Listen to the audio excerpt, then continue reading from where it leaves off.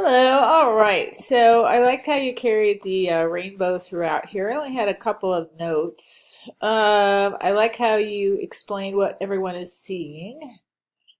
I think this could be better designed. I think you want to take the content out and actually do a design of it. Let me show you somebody else's. Um, Kelby. So you see she broke hers out and made it part of the presentation. That might be a way for you to go. And then you can align things nicely. And after all, if you're a graphic designer, this is the kind of thing you would do every day, is redesign input forms and that sort of thing.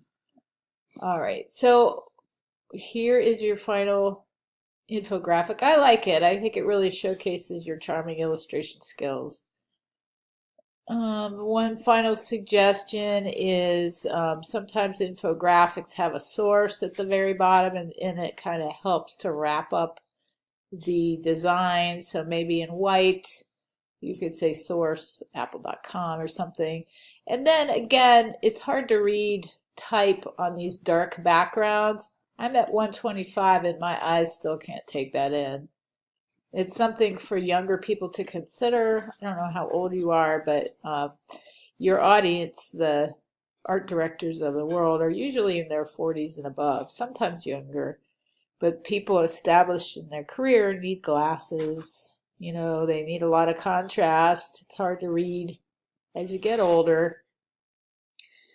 Okay, I also really like your social media ads. I still think that this bit right here needs some work.